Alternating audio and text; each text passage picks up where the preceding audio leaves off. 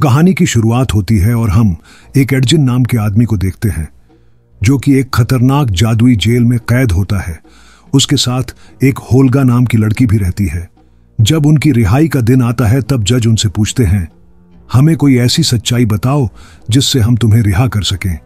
तभी एडजिन उनको अपने ऊपर बीती हुई सच्चाई बताता है। कहानी पास्ट में पहुंच जाती है जहां एडजिन एक नेक दिल इंसान था। वह हार्पर्स नाम की शांति बनाए रखने वाली संस्था का सदस्य था, लेकिन उसकी जिंदगी तब बिखर गई जब उसने एक खतरनाक लाल जादूगर को पकड़वा दिया। उसके बाद उस जादूगर के लोगों ने बदले में एडजिन की पत्नी की हत्या कर दी। पत्नी की मौत से टूट चुके एडजिन ने सब कुछ छोड़ दिया।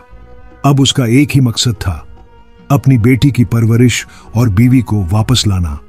उसने अपनी एक भरोसेमंद साथी, एक बहादुर और ताकतवर महिला होल्गा के साथ मिलकर चोरी करना शुरू किया ताकि नए सिरे से जिंदगी शुरू कर सके। इस सफर में उनसे जुड़े कुछ और लोग भी थे, जिनमें एक चालाक ठग था जिसका नाम फोर्ज था और एक नौसिखिया जादूगर भी था जिसका नाम साइमन था। और फोर्ज की एक रहस्यमयी दोस्त भी थी जिसका नाम सोफिना था और वो बहुत बड़ी जादूगरनी थी। एक दिन एडजिन को खबर मिली कि टैबलेट नाम की एक जादुई चीज है, उससे मरी हुई आत्मा को फिर से जिंदा किया जा सकता है। बस फिर क्या था, वह इस टैबलेट को चुराने के लिए तैयार हो गया, चाहे उसकी कीमत कुछ भी हो। लेकिन यह टैबलेट एक हार्पर्स के किले में छिपा हुआ था, वही संस्था जहां वो कभी काम करता था। जब उन्होंने चोरी करने की कोशिश की तो एडजिन और होल्गा पकड़े गए, क्योंकि सोफिना ने अपने बचाव के लिए समय को रोक दिया था। इसके बाद एडजिन और होल्गा जेल भेज दिए गए। दुखद बात यह थी कि उनके बाकी साथी वहां से भाग निकले। अब एडजिन के दिल में सिर्फ एक ही सवाल था, क्या वह कभी अपनी पत्नी को वापस ला पाएगा। कहानी में आगे एडजिन बड़ी चालाकी से उन्हीं का एक साथी, जो कि एक बड़ा सा उड़ने वाला पक्षी था, दोनों उसको पकड़कर जेल की मंजिल से नीचे कूद जाते हैं। 2 साल आर्कटिक जेल में सजा काटने के बाद एडजिन और होल्गा को यह तक नहीं पता होता कि अब उन्हें रिहा कर दिया गया है। वो वहां से भागकर नेवरविंटर पहुंचते हैं, लेकिन वहां उन्हें एक बहुत बड़ा झटका लगता है।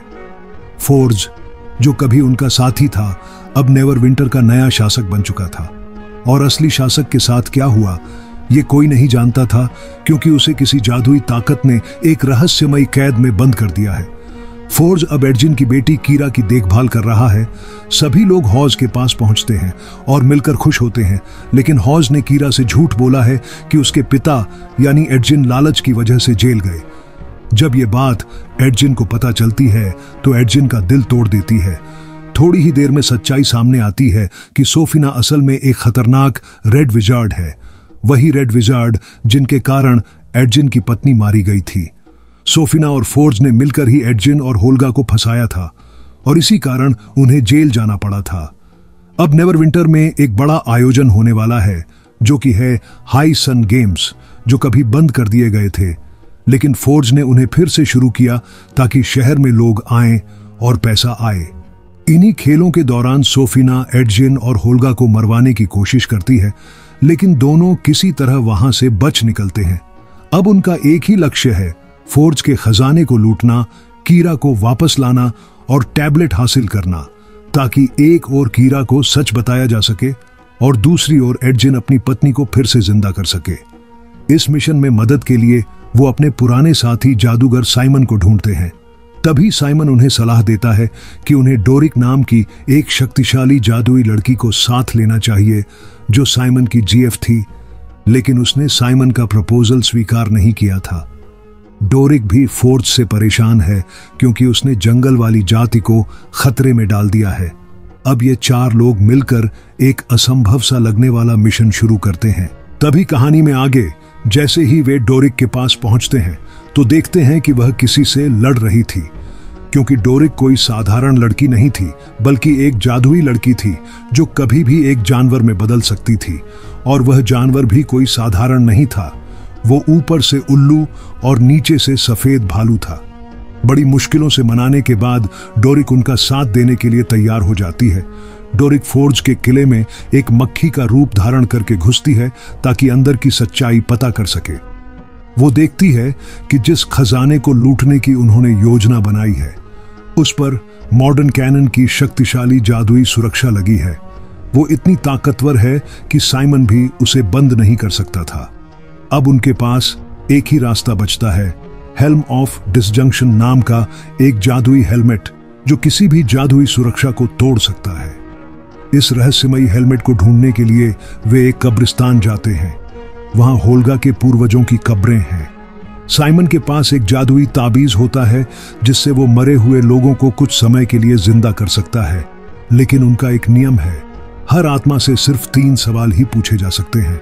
उसके बाद वह फिर से मार जाएगी, हमेशा के लिए। वे एक एक कर कई लाशों से बात करते हैं। उनसे पता चलता है कि ये हेलमेट उन्होंने कभी एक वीर योद्धा जिसका नाम जेंक यानडर है उसको सौंप दी थी, जो कांजी नाम के देश से भाग गया था जब वहां के शासक स्जास्टैम ने अपनी प्रजा को एक अधमरे सैनिकों की सेना में बदल दिया था।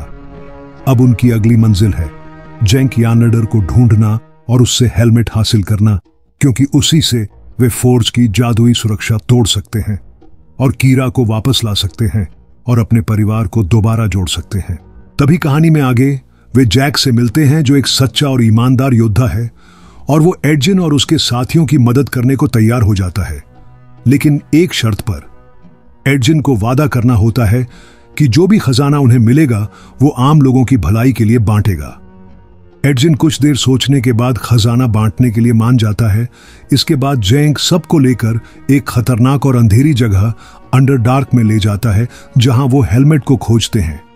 इस खोज में उनकी मदद करता है एक जादुई टेलीपोर्टेशन जादुई छड़ी जो होल्गा को उसके पूर्व पति ने दिया था। लेकिन जैसे ही वे हेलमेट के पास पहुंचते हैं और उसे अपने साथ ले जाने ही वाले होते हैं, तभी वहां सोफिना के हत्यारे उन पर हमला कर देते हैं। तभी जेंक उन हथियारों से बहादुरी से लड़ता है और एक एक करके सभी को मार देता है और अपनी टीम को वहां से भागने के लिए बोलता है, क्योंकि उसने जिन्हें मारा है वो पहले से ही मरे हुए थे, इसीलिए वो दोबारा से जिंदा हो जाते हैं और उनके पीछे पड़ जाते हैं। जैक बाकी टीम को बचाकर वहां से निकालता है। तभी वहां एक विशाल ड्रैगन आता है और वो सभी को एक एक करके मारने लगता है। धीरे धीरे वो सभी हथियारों को मार देता है, लेकिन जैक की टीम टेलीपोर्टेशन से भाग जाती है, जहां अंत में जैक उस विशाल, मोटे और भयंकर लाल ड्रैगन को अपनी तलवार से मार देता है। अब हाई सन गेम्स शुरू हो चुके हैं और योजना ये बनती है कि साइमन की मदद से हेलमेट का इस्तेमाल करके खजाने के कमरे में घुसा जाए, लेकिन साइमन अभी भी उसकी शक्ति को पूरी तरह नियंत्रित नहीं कर पा रहा था। वो उससे जुड़ने की कोशिश करता, लेकिन बार बार एक शक्ति उसे बाहर फेंक देती। इसलिए वे जादुई स्टाफ यानी टेलीपोर्टेशन की मदद से सीधे खजाने के तहखाने में दाखिल होते हैं।